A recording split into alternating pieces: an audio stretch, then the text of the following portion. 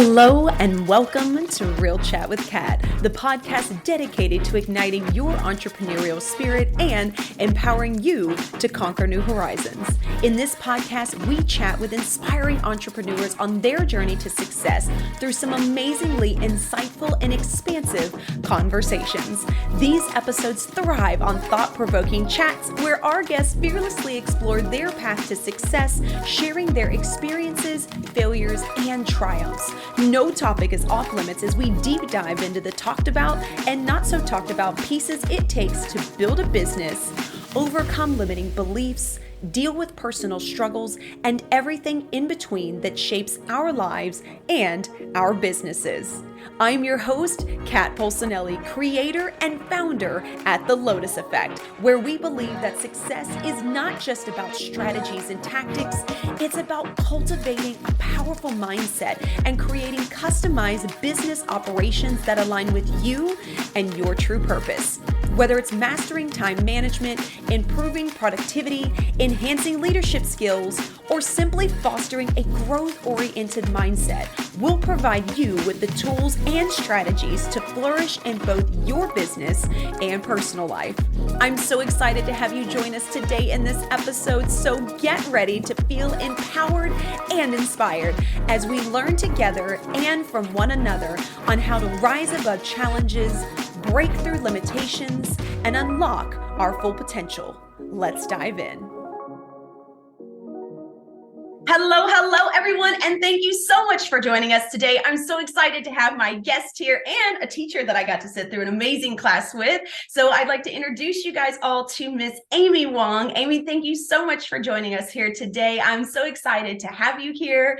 Please tell us who you are, what it is that you do, and what got you to this space. Oh my gosh. Yes. Well, first off, it's great to be here, Kat. I'm tickled to spend this time with you and excited to dive into this conversation to answer your question. I've been a coach for over a decade, and it's, I focus right now heavily with leaders and executives and teams. And my big passion of mine is communication. And that's how you and I met, was you sat in on a communication class that I sat or taught. You sat, I taught. Which was amazing, by the way. You were so fantastic. We had so much fun. And I just, I really feel like I'm so blessed. I feel like I get to live a miracle every day. Looking back on my life, if you would have told me in my 20s that I'd be doing this, I would have said, get out. Like, are you kidding? No way. Because traditionally, I was very, very technical. I studied math at UC Berkeley. I ended up in the tech industry. I was working at Sun Microsystems and, technical roles. And in my heart, and something I knew about myself is I'm a teacher, I'm a leader, I'm a facilitator. And through high school, through college, I would always end up in these roles where I was teaching math or facilitating courses, or I also taught music, and I just love doing that with folks. It's taking people on a journey to open their minds and help them enter into realms of possibility that weren't there before. And I was driven to that from an early age. And so, it was after my first child, who is now 14, that I really had a big wake up call. And I realized, oh my gosh, there's a whole part of me I'm not attending to. And through this incredible, it's really the only way I can describe it. It's almost like a divine download. I was hit with this massive realization that changed me in a moment. And the realization was, Amy, you're going about this whole thing called life all wrong. It's not about figuring it out. It's about feeling it out. And in this wisdom that became embodied was, oh my gosh, myself and almost everybody included, we all chase our goals due to a strategy, thinking it's going to make us happy because we're taught to follow a formula that sounds right, versus following our inspiration that feels amazing. And we're not taught to follow that. And so I picked up on that immediately, changed course in an instant. And truly, it feels like in the most magical and effortless way, coaching found me, because what happened was I ended up, my inspiration immediately led me to transpersonal psychology, which is fascinating. I knew nothing about this topic, but the moment it came across my awareness, all aspects of my being just knew, like, oh my gosh, you have to study this. It's so funny. My husband was like, what are you going to do with this? I was like, I don't know, but I have to study it. It's like, are you licensed for anything? And I'm like, nope. That's the best part. I just need to go study it. And he's like, okay. So got my master's in transpersonal psychology. And that's when, coaching really, it just found me. And so I founded my company Always on Purpose in 2011. And it's taken off like wildfire. And I just feel so blessed to be able to do what I do in the world on a daily basis. I absolutely love that. And I love that you stated that you, instead of using the strategy, you started feeling into it, because I do think that, and I know that was even hard for me when I first stepped into wanting to coach people and things like that. Like, I knew that I loved teaching people. I knew that I loved helping people skip steps, but because we are taught this like strategic, logical thinking aspect, it's almost like two parts of my brain were fighting constantly to try to figure out which way I wanted that decision to go, or am I making the right decision? Well, maybe I'm not putting enough into it, right? Like, so in your opinion, what were some of the ways that you used to kind of redirect that talk of all the crap that we're brought up in to be able to like really trust that feeling and dive into it? And what tools or what did you use to kind of back that up so that you could lean into your purpose? Great question. Well, given my background, in order for me to really take something on, I have to present myself with really irrefutable logic. I have to have this bulletproof argument in order to really buy into something. And what happened in that epiphany really was this just very real realization that everything we want as humans, everything we think we want, the reason we set goals, it's not for the thing. We think it's for the thing, but it's not the thing. We say we want another job. We say we want a new job. We say we want more money. We say we want a bigger house. We want a relationship. And we think it's because it stops at the thing we want it. But what we don't take it all the way. The truth is we want these things because we think it's going to make us feel a certain way. So really what we're after is the feeling we think we would have as a result of the thing. But we're not taught to complete that map. And we become trained and conditioned to just stop at the thing, really not fully checking out the full map. And so, I mean, and I'm sure you've heard this with your clients, or you've seen this, or even maybe experienced it, but we'll find ourselves in these predicaments where we have this really strong drive, say for a promotion. And it's like, oh, because that's what I'm supposed to want at this stage in my life. And, I'm going to, and so like, I know with my clients, it's like, I'm gunning for this senior VP role. I've got to have it because that's what's next.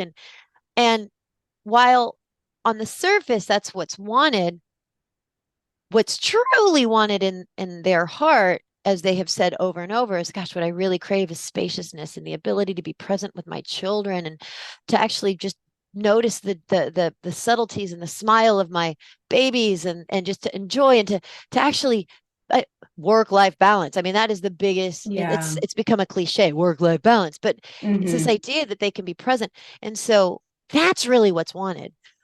But because we don't factor that feeling state of spaciousness, expansion, presence, and joy in, we chase the thing, promotion, promotion, promotion, falsely believing that's going to get us to the feeling. So then we get the promotion, and then, oh my gosh, now we're miserable because we didn't realize, oh my gosh, now my boss is even worse. And now I'm working on weekends, and my scope has just totally like just multiplied, and I've got more people than I can handle, and these toxic folks that I didn't want, and da da da da da da da, and it's completely counter to actually what's wanted. And so for me, when I realized, wow, what we really want is a feeling, it's not a thing, and we use the thing as a proxy to get to the feeling, but we're not checking it out, and then we end up with these great lives on paper but miserable.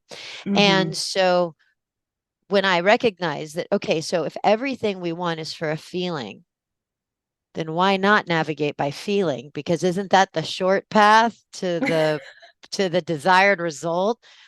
Hello. And so what that meant in practice was really listening and tuning into my body, because my body would tell me how I was navigating. So figuring it out, that's chasing the thing. Figuring it out is when my energy is really more up in my head and it feels frenetic and it might be excited and it might be Mm. really buzzy and it's like and and let's not kid ourselves. That can feel really sexy and exciting. Like, oh my gosh, and it sounds, oh my God, this sounds like such a good idea. But I can tell when I'm figuring it out when most of my energy and the awareness of my being is totally up in between my ears. And I have Hmm. no awareness of my body in that moment.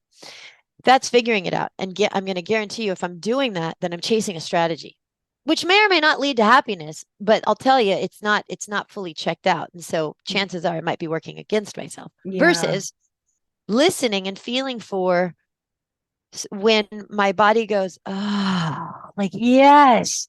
So I might have a dilemma on my hands, and one option, makes me feel a little constricted and frenetic and it's kind of exciting, but it's that constricted feeling and it's heady. That's figuring it out versus this expansive feeling that feels like it's more in my chest, where it's like, and there's this relief, like, yeah. And so my mantra is I always reach for relief because relief is the path of least resistance to the most abundance. And so that relief, oh, that's feeling it out because that's going to be the short path to the desired feeling state. But the catch is oftentimes that feeling that is of your inspired action, the one that is the path of least resistance to the most abundance. Oftentimes it's not the sexy choice. And so then your mind is like, no, your heart doesn't really want that. No, go chase this other thing because then people Yeah. are really going to admire you. So it takes some real discernment and it really takes some true honesty. And if you decide to do this, you get to a point where your feeling state is so much more important than Hmm. some idea about your life. And Yeah. when you follow it, oh my gosh, the feedback, it's just the positive feedback, it just becomes a self-reinforcing process. Yeah, I love that. And you talked about being present. And that's something that I talk about with a lot of people and a lot of people that I have talked with or even worked with that really are like in their passion, doing what they love. They find themselves in the present moment a lot more than the majority of our society, unfortunately, right? Because we have all these distractions and it's so much easier to just pin stuff off on something else or scroll through social media. But when you really do take that extra second to be present with what's going on, it really is interesting how you can really tune into the body. And at first, when I started learning about that, I was a little confused because I am like you. I have to have like bullet point, legit reasons as to why I'm like, okay, we shouldn't be thinking this way because like X, Y, Z, like this all happened.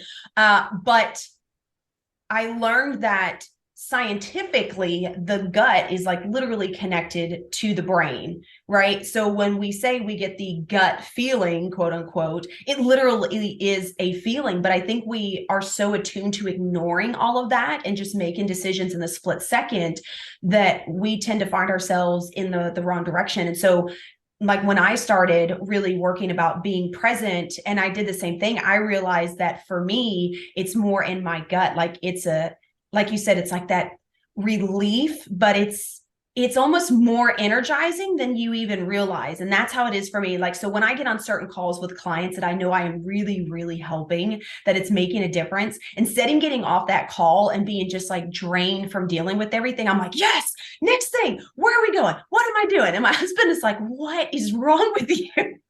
But that's for me, that's how I know the difference. And it's interesting when you talk with people, how many people like genuinely almost try to ignore it because it's like uncomfortable, right, for them. And I know that that's a thing that a lot of people tend to speak on is being uncomfortable and getting comfortable with that. What would you suggest, or what are some of the things that you use to kind of get yourself over that hump of learning to be okay with that discomfort until it became your new comfortable? Well, gosh, there's so much to say in that. Uh, it's really going back to this idea of being present. That's a big aha for folks, is that Mm-hmm. I think where a lot of the discomfort lies is learning a new behavior in being in the present moment versus constantly being 3 steps ahead or 3 steps in the past, and because we have such Mhm. a tendency to want to rehearse the future or rehash the past, that it keeps us from being in our present moment. And when people go through the process to even say they say try to meditate or do mindfulness practices, there a lot of folks that aren't used to having a practice will experience very real discomfort in the Yeah. spaciousness in the now moment because they're so used to the frenetic energy. They think that they're bored or they're missing something or they're doing it wrong or gosh, this is Hmm. just, and it actually feels, I mean, for lack of a better word, painful. And it's, you know, to really buy into this idea that our joy is through following inspiration, not following an idea or a plan. You just have to decide that the most important thing is using your feeling as your guide, because your feeling is going to tell you, your emotional state is going to tell you what you're focusing on. Hmm. That's just true. We are going to, the reality we experience, it's due to the way in which we focus on what is, and whatever we focus on, we're going to experience. And so something I've offered, and I even write about this in my book, Living on Purpose, it's like you just have to get to a point where you just decide you're intolerant of feeling crappy. Yeah. Yeah. And if you Yeah. decide you're intolerant of feeling crappy, it's like, okay, I'm going to do something about this. Well, then if I'm an intolerant, then I've got to use feeling as my guide. And then the moment you start, you really do that, the returns are so tremendous and it's so much easier. It's so Hmm. much easier that it's not hard to get over that discomfort. But but it is learning a new norm, right? We've got all these neural networks in support of a way of being. And so to change that way of being is going to require time, attention, and effort spent in a new way over a sustained period of time. And it's going to feel clunky. Yeah, definitely. And I know that if I really think about it, I know that there were several moments in my life that I did get to that point where it was like, I can't keep doing this anymore. Right. Like I talk about this with a lot of my guests on my podcast and summits and things like that. I was in an 8-year abusive relationship, and it took me noticing and getting to that point of like, I can't keep doing this. And for me, that moment was actually seeing my kids repeating what my ex was saying. And that's when I realized, like, holy crap, like things have to change. I can't raise my children to be this way. I was okay with putting up with it, right? Because I feel like people, especially strong people, we tend to take on a lot more than what we should because we're like, we can do it. And a lot of us have been brought up that way. And it really was that realization for me of like, holy crap, like I can't keep doing this. One, it's tearing me down, but two, now it's affecting how my children are being raised. Right. And so that was a really pivotal moment for me. And that was probably one of the hardest things to do, was to finally take that leap. And while I'm so blessed that I made that choice, I know that there are so many people that, because they can't see the other side and they don't know what's behind that curtain, it's easier for them to just say, well, I'll just keep dealing with it one more day until I get that plan laid out. And I think it's the same way with in business and living your purpose. You can't keep waiting for that curtain to peek open so that you can kind of see what may be behind it. Sometimes you just have to walk through it and know that it's going to be great and then handle it when you get there. But I feel like for a lot of people, that in itself is scarier than anything else. And what I have come to realize, and I constantly have to remind myself as well, is the brain loves to make things seem 10 times scarier than what it actually ends up being. And when I do take that moment after I've made that decision and really like feel into it, and that's what I do a lot to kind of remind myself to continue doing things in discomfort, is I'm like, okay, what I thought was going to happen was, what really happened was, and I'm like, okay, so there's a total disconnect. Like, brain, I need you to get on board.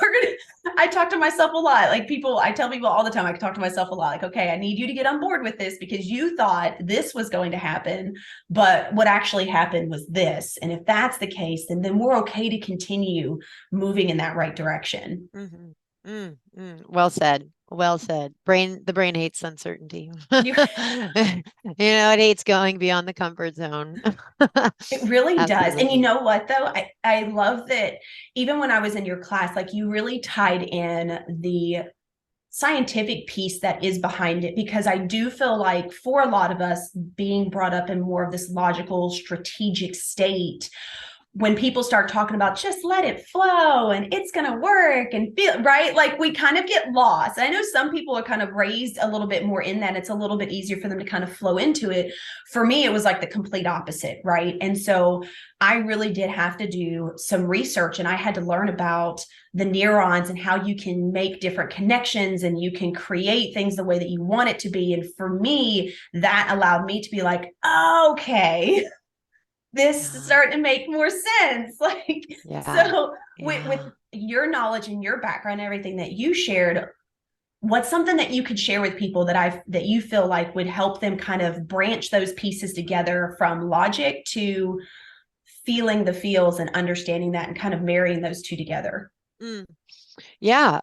Well, I was inspired by something you were saying that hopefully answers this question around really priming and the power of visualization. And, you know, some people understand the science behind this. Some people hear this and just think it's new age woo woo stuff. but, but the truth is, this has been scientifically validated. And I just love that it has. And if anybody knows what I'm about to say, it's, maybe you've experienced this and it works. But, whatever you sit down and really visualize is happening, what happens is you lay the pathways for perception, thinking, and action in advance of that happening. And so you're more apt to make it happen. So for example, like, you've got professional athletes, Olympic athletes, performers, most of them know the science of vision, the power of visualization. So they will take a moment in either solitude or meditation, and they will go through the process of seeing themselves go through that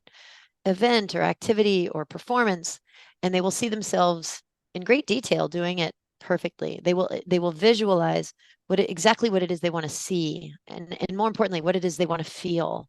Mm. And to the great detail that they can visualize, the more apt they are going to be in realizing this. This sounds magical, feels magical. It's not magical, but it's really powerful. And this is something all of us have. All of us can do this. And, yet we either don't know it, we don't want to believe it, or we just forget. And then we leave everything up to chance. And so a way to bridge kind of what we're talking about here, bridging science and in this using feeling, is something that I have found to be incredibly powerful for myself, for my clients. It's big reason why I wrote my book. It's we want to start asking ourselves, what do I want to feel? And then get in a habit of anticipating, like, what is this desired feeling state reality? What is that? Like, so Mm-hmm. for example, yesterday I had to teach a lovely workshop for a biotech company, and was there for most of the day, and you know going in, kicking butts, having super fun, everybody's pumped, they learned a ton. And for most folks that they're in the workshop, they might think, oh, I just show up and do the thing and it's great, Yeah. and because I'm passionate. Well, to some degree, yeah, I do show up and do the thing and I'm passionate. But what they don't know is that, leading up to that workshop, whether it's the night before, that morning, yesterday's morning meditation, I really go through the process of, and I put myself in the future state of, okay, I can envision myself there. And I'm envisioning that I'm feeling, this surge of synergy and joy and open-mindedness, and people are feeling empowered, and there's this just energy and delight, and go through the process of kind of paving this path forward of this desired reality. Not so much what I want to see, but what is it that I want to feel? And by Mm-hmm. doing that, I walk right into these realities. And so this, I feel like, is a really powerful way to bridge kind of what's going on in the brain, what we know about how the brain works, and what it takes, what it means to really live a fulfilling and joyful life, living a life on purpose. Yeah, I love that. And it's interesting too, because it's like a lot of people that I first started listening to that were talking about setting that intention before you go in and you do things. And I never really understood that. And to take it back a step, because you were talking about the science behind it. And it's so funny that you mentioned that about the athletes. So I read a book called Psycho-Cybernetics, if I can say that right. So it's actually written by a plastic surgeon that started realizing that he could do the same surgery on two people, but depending on how they felt about themselves and how they visualize themselves, they may or may not see the difference after the surgery. They would still see themselves as the same person in the mirror, and they'd be like, "You didn't do your job." And he's like, "Yes, I did," but they literally couldn't visualize it. And so he talks about in there that they did tests with Olympic athletes, and they put them on all the things on the nerves and stuff, and they made them sit down and visualize what they were doing, what their goal was, beating the finish line. And they actually were able to read that the muscles and the like they were actually making micro movements as if they were actually doing it while they were sitting in the chair. And I thought that was so cool. I went and read the chapter to my husband. I was like, "Oh, you have to listen to this. Let me just right here. Let's read this right." So, but it was it was a really eye-opening book, and it was really interesting to see it from his perspective on how how we see ourselves. And it kind of goes back to, what you were talking about, visualizing. If you're going into your day and you wake up and you're like, right, you're immediately putting that visualization out there that things are going to happen, right? Yeah. Crap's going to happen. Your day's going to suck, blah, blah, blah, blah, blah. But if you can shift that perspective, and before you go into meetings, before you talk with people, before you sit down with your spouse or your children, anything like that, if you can have that, like you said, visualization, that intention of, this is what I want to accomplish, like this is how I want to feel, I know we're probably going to talk about this, you go in with such a different state of mind that it actually opens you up to seeing the other person's side easier as well. And communication, which we need a ton more of, becomes so much easier, and it flows so much better. And then when you do walk away, even if something does happen you didn't agree with, it's a lot easier to digest, it's a lot easier to take in, and it's a lot easier to let go once you're done with it. That's absolutely right. That's absolutely right. And this, and what we're talking about is really it's a really fairly simple process. I think the challenge for a lot of folks is remembering to do it. Because again, going back to what we were talking about, it's, we don't live in the now moment. We're so focused on 3 steps ahead, or planning for the next moment, or, ruminating, and that we miss, we can forget to take on these really simple habits to thrive. But if we can create for ourselves like a trigger where we remember, to do this, like, for example, putting a Post-it on your phone when you go to bed, so when you wake up, rather than immediately go to your email, or your apps, you say, "Oh, wait, right, I wanted to set that intention," right? Or I wanted to meditate for 5 minutes, and then really kind of visualize success for the day. And, you do that enough, you can create a new habit for yourself. Little shifts like this make all the difference in the world. Yeah. And it's so interesting because we aren't taught to pay attention to those small shifts or those simple things that are what actually creates the mountain, right? I feel like it's pushed on so many people, and we're raised to have these huge achievements, right? Like even when I was younger, I was always in sports and things like that. And so like the achievement was the trophy, right? Not like that I got the home run or I played great during the whole game, like that was still celebrated. But what I was always focused on was that trophy, right? At the end. And I think so many of us have been brought up to celebrate those huge wins, which I'm not saying that you shouldn't, but for a lot of people, we don't have those huge wins. And I know, like, especially when I was going through my abuse, sometimes it was the smallest things, like my kids were happy, right? Or they didn't get in trouble, or we actually got to leave the house, because that was something that didn't happen very often. And so we got to enjoy nature. It was, those simple things. And those are the things that I had to grab onto in those moments to help me make it through the hard times. And when I talk with people nowadays, with my clients and gosh, anyone that's willing to talk, like I always go back to that, especially for those that are having a really, really hard time. I have a personal friend right now that's dealing with a lot of inner turmoil. And so I helped him kind of like set up a plan. And it's just simple things to bring him back to that present moment, like you keep talking about.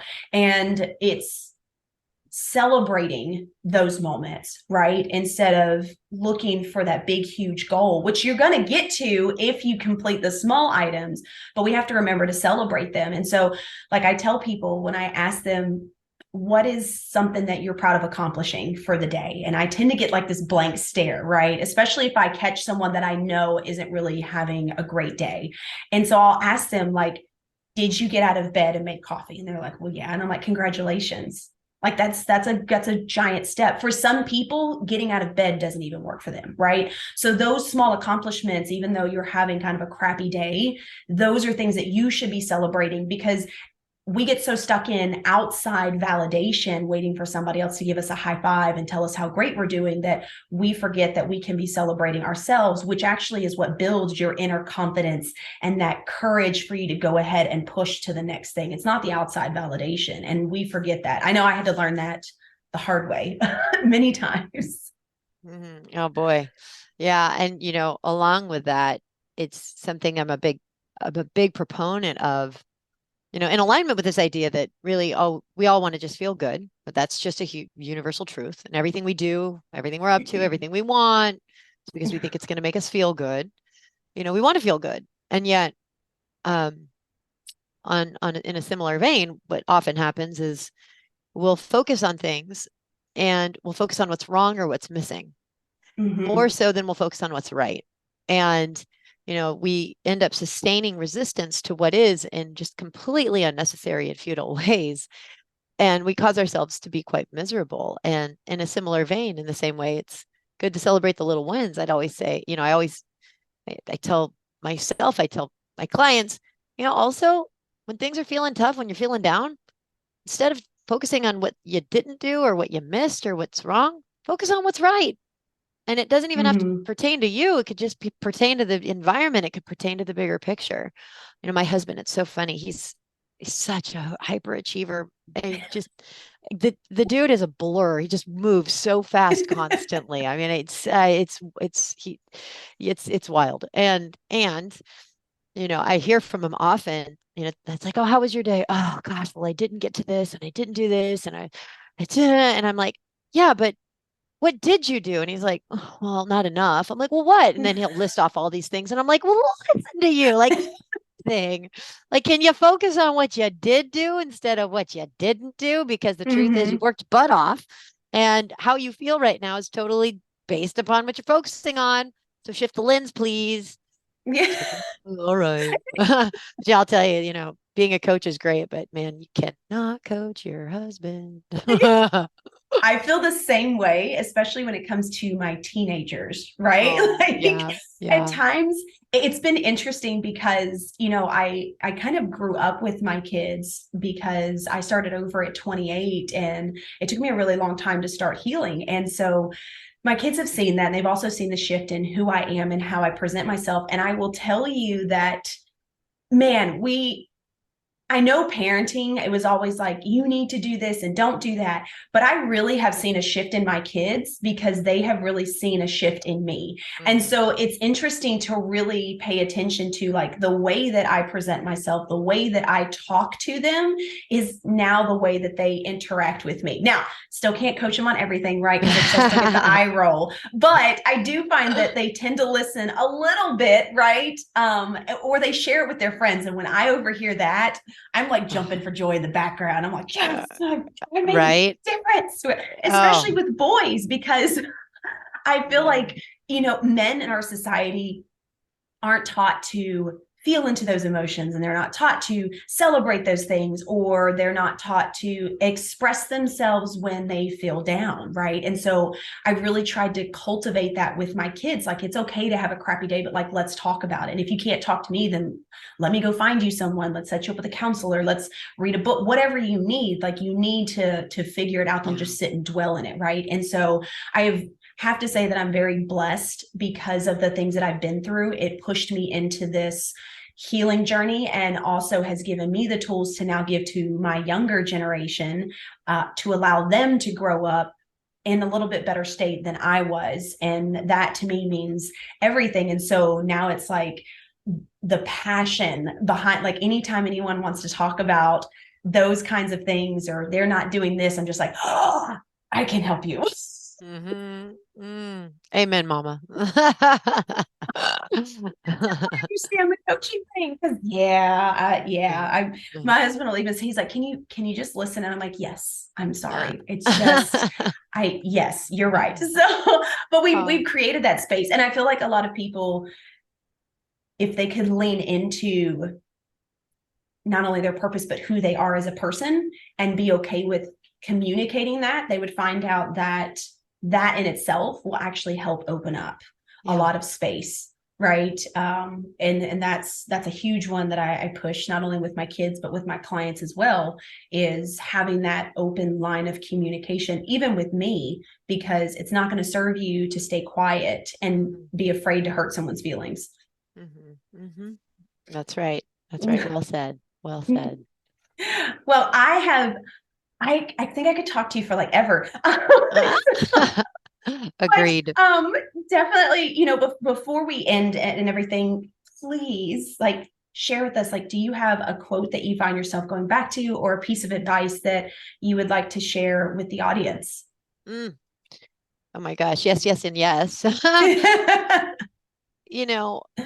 think maybe I'll share. There are two quotes that I probably share in a week, at least twice each. And I just love these quotes. I think it so much of my philosophy and everything I just organize around in my coaching and even my personal life hinges on these two quotes. And the first is very fundamentally, it is be kind, for everyone you meet is fighting a hard battle. And this quote has been misattributed to Plato, interestingly. And it was I had to do some research on this because the quote is in a headline for in my book, but it comes else from someone else. But I just love this quote because, and I'm sure you feel this way too. As a coach, I feel so blessed. I mean, I've had thousands of conversations now over, what is it? It's been 12 years. And, I have a backstage pass to the human condition. And I've been really lucky that the folks that I have coached really span the breadths of all walks of life, from college students to single parents to drug and rehab to scientists to celebrities to, CEOs, you name it. It just the whole spectrum. And the truth is, all of us have fears and insecurities and things that we hide, and all of us are suffering in some way, shape, or form, and all of us are really good at hiding it, and we think we're the only ones. And so what I love about this quote is that it really helps us embrace our humanity and just and embody this innate trait that all of us have, which is compassion. And that's what brings the world together, and really, and I think that's the healing force, compassion and love, that we need in the world. So I love that quote. The other quote comes up often, if probably at least twice a week as well, which is Viktor Frankl's quote, which is between stimulus and response, there is space. And in that space lies our ability to choose our response. And in our choice lies our freedom and our growth. And everything I do in my coaching, whether it's pertaining to transformation or leadership or communication, you name it, it hinges on the ability to respond instead of react in each moment. And I think that his quote is just the most elegant and just perfect way to describe what it means to harness choice at that level to respond instead of react.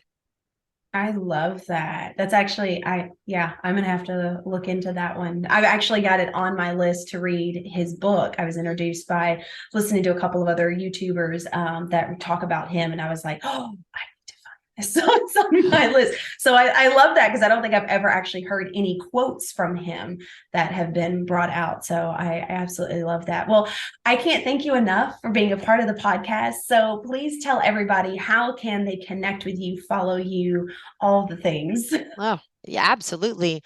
So my website is a wealth of information, and you can sign up to receive inspiration and updates via text, which I really appreciate because I'm not super big into social media, but on my website you can sign up there. There's a lot of practices and resources, freebies, and that my website is alwaysonpurpose.com. And in terms of social media, I do like LinkedIn. And I think it's just the nature of my job because do so much work with companies. So you can find me at Amy Eliza Wong on LinkedIn or Always on Purpose. And I do tend to push out quite a few articles and things like that. But yeah, I'd love to stay in touch with you, Kat, and any of your listeners that are interested.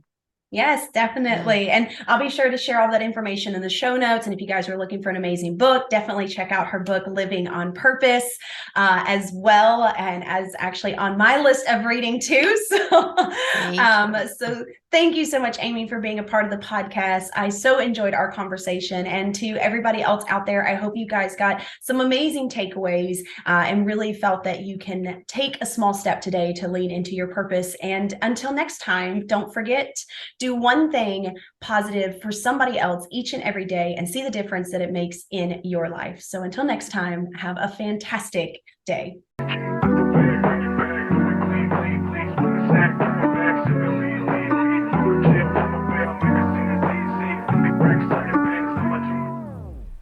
Hello again, and thank you so much for being a part of the podcast today. If you enjoyed this episode and it brought tons of value, we ask that you please share, like, and subscribe.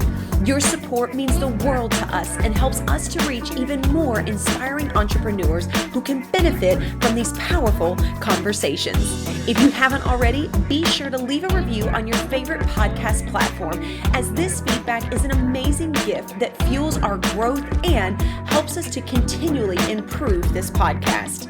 Looking for an extra dose of inspiration and empowerment? Then be sure to connect with me on social media. You can find me at The Lotus Effect, where I share valuable resources and tips while sharing my own journey of being an entrepreneur.